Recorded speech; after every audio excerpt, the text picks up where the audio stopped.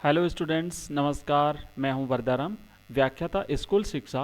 और आज के इस वीडियो में हम देखेंगे मॉडल पेपर 2022 की परीक्षा के लिए। विषय है सामाजिक विज्ञान और कक्षा 10। ठीक है, तो आज के इस वीडियो में हम 10th क्लास के सामाजिक विज्ञान के इंपॉर्टेंट क्वेश्चंस देखेंगे जो परीक्षा के दृष्टिकोण से बहुत ही महत्वपूर्ण है। तो परीक्षा के लेटेस्ट पैटर्न के अनुसार सबसे पहले तो हम करेंगे बहुविकल्पात्मक प्रश्न यानी एमसीक्यूज टाइप के क्वेश्चंस, और उसके बाद में हम करेंगे अति लघुतरात्मक प्रश्न। तो बहुत ही ज्ञानवर्धक ये वीडियो होने वाला है और बहुत ही इंपॉर्टेंट क्वेश्चंस मैंने लिए हैं अलग अलग जो टॉपिक है आपके सामाजिक विज्ञान के, उसमें से सिलेक्ट करके। तो आइए करते हैं शुरू। और पहला प्रश्न है, प्रश्न 1 है, किस घटना से सविनय अवज्ञा आंदोलन की शुरुआत हुई थी। यहाँ पर मैं आपके सामने 4 ऑप्शन पेश करूंगा और आपको जिस जिस प्रश्न का आंसर आता है आप कमेंट बॉक्स में कमेंट करते जाइए और फिर मैं आपको आंसर भी बता देता हूँ, आप अपना आंसर उससे मिलान भी कर लीजिए। तो यहाँ पर 4 ऑप्शन है। पहला है जब गांधी जी ने नमक कानून तोड़ा। ऑप्शन दूसरा ख है जब गांधी अंबेडकर समझौता हुआ। ऑप्शन ग है जब गांधी जी ने इरविन को पत्र लिखा। और ऑप्शन घ है ये सभी। तो बताना है कि किस घटना से सविनय अवज्ञा आंदोलन की शुरुआत हुई थी। पता होगा आपको गांधी जी ने सविनय अवज्ञा आंदोलन की शुरुआत की थी। तो इसका सही जवाब है ऑप्शन क, जब गांधी जी ने नमक कानून तोड़ा। और गांधी जी ने नमक कानून कब तोड़ा आपको पता होगा। गांधी जी ने 1930 में, मार्च 1930 में दांडी यात्रा शुरू की थी गुजरात के साबरमती आश्रम से। और जब वो गुजरात के समुद्र तट पर पहुंचे उस दांडी यात्रा को पूरा करके, तो वहां पर पहुंच करके उन्होंने नमक बना करके नमक कानून को तोड़ा था। और नमक कानून को तोड़ने के साथ ही सविनय अवज्ञा आंदोलन की शुरुआत हो जाती है। आइए दूसरा प्रश्न, पूना पैक्ट किन 2 नेताओं के मध्य हुआ। ऑप्शन 1 है गांधी और नेहरू। ऑप्शन ख है नेहरू और सुभाष चंद्र बोस। ऑप्शन ग है गांधी जी और डॉक्टर अंबेडकर। और ऑप्शन घ है गांधी जी और सरदार पटेल। तो पूना पैक्ट ऑप्शन ग, गांधी जी और अंबेडकर के बीच में हुआ था। ठीक है, याद रखिएगा, पूना पैक्ट गांधी जी और डॉक्टर अंबेडकर। तीसरा प्रश्न है, निम्नलिखित में से किसने वंदे मातरम लिखा। वंदे मातरम जो कि हमारा राष्ट्रगीत है भारत का, तो इसे किसने लिखा था। ऑप्शन क है रविंद्रनाथ टैगोर ने। ऑप्शन ख है बंकिम चंद्र चट्टोपाध्याय ने। ऑप्शन ग है अवनींद्रनाथ टैगोर ने। और ऑप्शन घ है द्वारका नाथ टैगोर ने। तो इसका सही जवाब रहेगा ऑप्शन ख, बंकिम चंद्र चट्टोपाध्याय जी ने वंदे मातरम लिखा था। भारत का राष्ट्रगीत जो है वो लिखा था। और जो राष्ट्रगान है हमारा जन गण मन, उसे लिखा था रविंद्रनाथ टैगोर ने।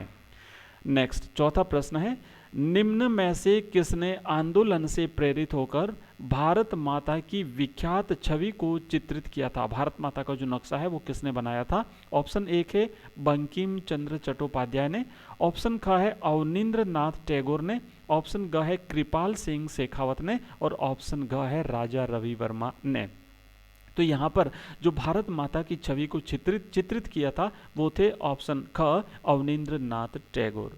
तो ये तो थे हमारे यहाँ पर हमने देखे 4 ऑब्जेक्टिव क्वेश्चंस एमसीक्यूज। और अब हम यहाँ पर कुछ प्रश्न लेंगे जो कि अति लघुतरात्मक टाइप के प्रश्न हैं, परीक्षा के दृष्टिकोण से बहुत ही इंपॉर्टेंट है, कॉम्पिटिशन एग्जाम्स में भी पूछे जाते हैं, तो आप याद रखिएगा। तो चलिए, 5वां प्रश्न है, जलियांवाला बाग हत्याकांड कब और कहां हुआ था। प्रिय विद्यार्थियों, बहुत ही एक प्रकार से यूं कहते हैं कि अंग्रेजों की बहुत ही गहरी साजिश और एक प्रकार से काला धब्बा था। तो ये जो जलियांवाला बाग हत्याकांड है ये 13 अप्रैल 1919 को पंजाब के अमृतसर में हुआ था। वहाँ पर कुछ लोग जो है सभा कर रहे थे और उन निहत्थे लोगों पर जो है अंग्रेज सरकार ने, जनरल डायर ने गोलियां चला दी थी और उसमें सैकड़ों लोग शहीद हो गए थे। तो ये जलियांवाला बाग हत्याकांड याद रखिएगा 13 अप्रैल 1919। तारीख बहुत ही महत्वपूर्ण है। जगह का नाम भी याद रखिएगा, पंजाब के अमृतसर में। नेक्स्ट 6ठा प्रश्न है, उदारवाद का अर्थ बताइए। तो उदारवाद लैटिन भाषा के शब्द लीबर पर आधारित है। याद रखिएगा, लैटिन भाषा का शब्द है लीबर और लीबर से ही बनता है लिबरलिज्म, है ना, उदारवाद। तो लीबर का मतलब होता है उदार और लीबर मतलब इसका शाब्दिक अर्थ होता है स्वतंत्रता, उदार या फिर आजादी। ठीक है, लीबर, और लीबर से बनता है लिबरलिज्म यानी उदारवाद। नेक्स्ट है 7वां प्रश्न, हिंद स्वराज पुस्तक के लेखक का नाम बताइए। बहुत ही महत्वपूर्ण प्रश्न है, इंपॉर्टेंट प्रश्न है, किताब का नाम भी इंपॉर्टेंट है, याद रखिएगा। हिंद स्वराज पुस्तक के लेखक महात्मा गांधी थे। ओके, नेक्स्ट 8वां प्रश्न है, 1834 ईस्वी में किसकी पहल पर एक शुल्क संघ जालवे राइन स्थापित किया गया? तो आपको बताना है कि 1834 ईस्वी में, याद रखिएगा सन 1834 ईस्वी में प्रसा की पहल पर एक शुल्क संघ जालवे राइन की स्थापना की गई थी। नेक्स्ट 9वां प्रश्न है, पिकेटिंग क्या होता है? तो यहाँ पर देखिए, प्रदर्शन या विरोध का एक ऐसा स्वरूप, या आपको प्रदर्शन करना हो, हड़ताल करनी हो, तो उस जमाने में क्या होता था कि प्रदर्शन या विरोध या फिर हड़ताल का एक ऐसा स्वरूप जिसमें लोग किसी दुकान, किसी कारखाना अथवा किसी कार्यालय के भीतर जाने के जो रास्ते होते थे उन्हें रोक लिया जाता था, इसे पिकेटिंग कहते थे।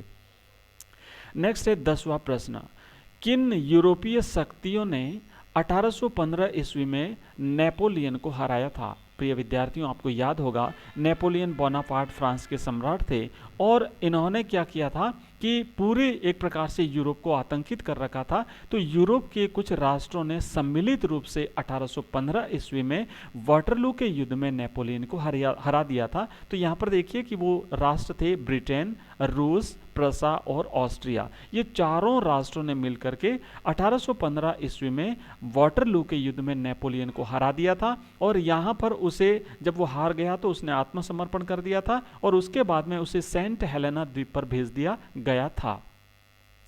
नेक्स्ट 11वां प्रश्न, रूढ़िवाद क्या है? तो उत्तर इसका लिखना है, रूढ़िवाद एक ऐसा राजनीतिक दर्शन है जो परंपरा द्वारा स्थापित संस्थाओं एवं रीति रिवाजों पर बल देता है। यानी पुराने समय से चली आ रही परंपराओं, पुराने समय से चली आ रही संस्थाओं पर बल देता है और त्वरित परिवर्तन के स्थान पर क्रमिक एवं धीमे परिवर्तन में विश्वास करता है। कोई भी बदलाव होना है तो एकदम बदलाव नहीं होना चाहिए। रूढ़िवाद ये विश्वास करता है कि किसी भी चीज में एक धीमे धीमे परिवर्तन होना चाहिए, क्रम से परिवर्तन होना चाहिए, ये रूढ़िवाद कहलाता है। नेक्स्ट 12वां प्रश्न, ज्यूसेप्पे मैत्सिनी का जन्म कब और कहाँ हुआ था? विश्व इतिहास का एक महत्वपूर्ण प्रश्न। ज्यूसेप्पे मैत्सिनी का जन्म 1807 ईस्वी में जेनेवा में हुआ था। ठीक है, तो ये थे हमारे आज के कुछ महत्वपूर्ण प्रश्न। अगर आपको वीडियो पसंद आता है तो इसी प्रकार के और वीडियोस के लिए हमारे चैनल को सब्सक्राइब करके पास में स्थित बेल बटन कर ऑल नोटिफिकेशन को क्लिक कर दीजिएगा, ताकि जैसे ही मैं नया वीडियो अपलोड करूं उसका नोटिफिकेशन आपको मिल जाए। अपने मित्रों के साथ भी इसे शेयर करिएगा और इसी प्रकार के महत्वपूर्ण प्रश्न मैं आपके लिए वार्षिक परीक्षा के हिसाब से, बोर्ड परीक्षा के हिसाब से लाता रहूंगा। Thank you for watching this video. आप सभी का बहुत बहुत धन्यवाद।